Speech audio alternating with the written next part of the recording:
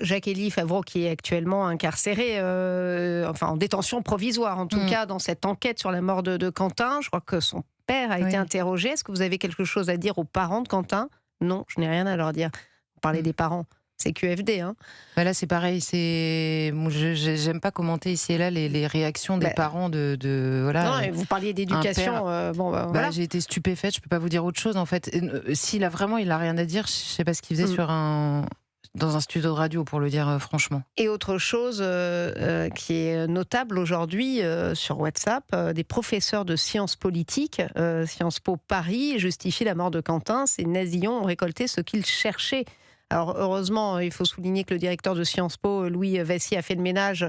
Ça fait 1 an et demi qu'il essaye de faire le ménage. D'ailleurs, il interdit la venue de Rima Hassan, et c'est heureux quand on voit comment ça se finit parfois. Mais quand vous imaginez que ces professeurs peut-être forment les futurs dirigeants de la France, Rachel Kahn.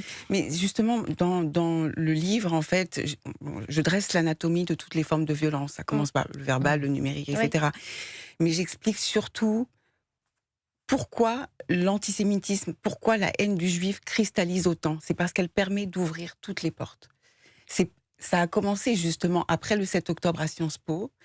Et donc, ça permet de banaliser cette violence et d'en faire réellement un climat qui a été accepté par certains. Je pense notamment aux Verts, en invitant Médine aux universités d'été, d'être comme ça, dans un climat absolument délétère. Et ensuite, et ben voilà, ça concerne l'ensemble des citoyens. Vous parlez d'antisémitisme et de l'affaire Quentin de Ranc. Écoutez Nathalie Arthaud, la porte-parole de Lutte ouvrière. C'est intéressant.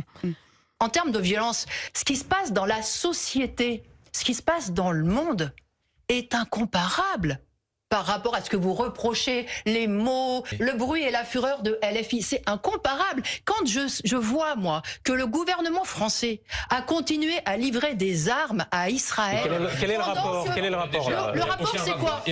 On a un gouvernement qui a été complice de ce qui s'est passé à Gaza pendant 2 ans et qui a été complice des 70 000 morts. Quel est le rapport avec absolument. le sujet? Eh bien, parce que là, on est en train de discuter de la violence. Les obsessions anti-israéliennes. On est en train de discuter de la violence.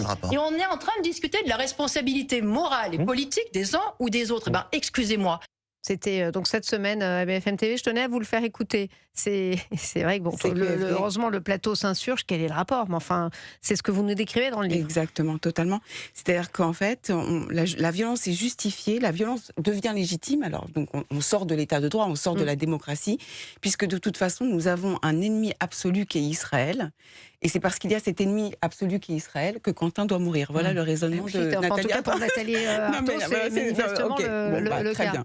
Elliot Maman. Mais alors justement, est-ce que vous avez l'impression que cette ultra-violence que vous dénoncez, c'est un phénomène qui touche la société tout entière, ou est-ce qu'au contraire, elle heurte d'autant plus que la majorité de la société se réunit de plus en plus sur des mœurs qui, elles, semblent de plus en plus pacifiées? Comment est-ce que vous voyez les choses? Non, moi je pense que ça touche la société tout entière. Tout entière. Et d'ailleurs, je reprends au début les phrases du pasteur Nemler. C'est-à-dire, en fait, si on n'est pas tous là, en tant que citoyens, à croire en la France, en notre pays, la connaissance, les fondamentaux, la justice, mais être vraiment extrêmement ferme, et c'est pour ça que la liberté d'expression est importante. Si on n'est pas tous là à défendre la France, eh bien, cette violence-là va toucher tout le monde. Rachel Kahn, c'est vrai que c'est un essai d'ailleurs très bien écrit. Vous dressez un diagnostic, vous constatez, mais comment déjà on en est arrivé là, et quelles sont les solutions surtout? Est-ce que vous en entrevoyez? J'en entrevois, mais c'est vrai que ce que disait Charlotte par rapport à l'éducation, enfin au système éducatif, aux petits, on a vraiment le sentiment que certains de nos enfants ont perdu, on leur apprend pas le chemin de la bibliothèque notamment, de la connaissance. Quand on voit les débats, la pauvreté des débats à l'Assemblée nationale, on comprend que voilà. Après, il y a plein de solutions justement.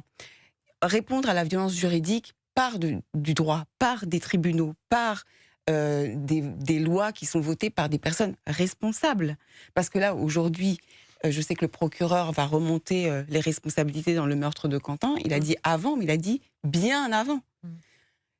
Les élections, de toute façon, avoir une responsabilité en tant que citoyen pour voter. Et moi, c'est vrai que mon prisme, il est beaucoup plus culturel, justement. Oui. Je trouve que, voilà, notre culture a été inféodée par des idéologies, le cinéma, le théâtre, la littérature, et que, en ça, moi, en tout cas, je mène une vraie guerre culturelle, parce que, malheureusement, dans les sphères où on devait réfléchir, on réfléchit de moins en moins, et ces sphères-là sont soumises à des dogmes. Et ça vous coûte cher aussi parce que vous-même, vous êtes extrêmement attaqué. Oui, mais je regarde pas. Oui, vous arrivez à ne pas regarder, à ne pas écouter. Je fais les plumes de canard. Vous voyez, ça glisse. Oui, c'est sympathique, les canards, effectivement. Bon, terminons sur cette image poétique. Poétique. Exactement. Merci beaucoup, Rachel Kahn, Merci d'avoir à été vous. avec nous. Je rappelle, la culture de l'ultraviolence aux éditions Fayard. Et merci d'être passé par le studio d'Europe 1. On Merci à vous. continue nos débats avec Charlotte Dornelas et Elliot Maman dans quelques instants sur Europe 1.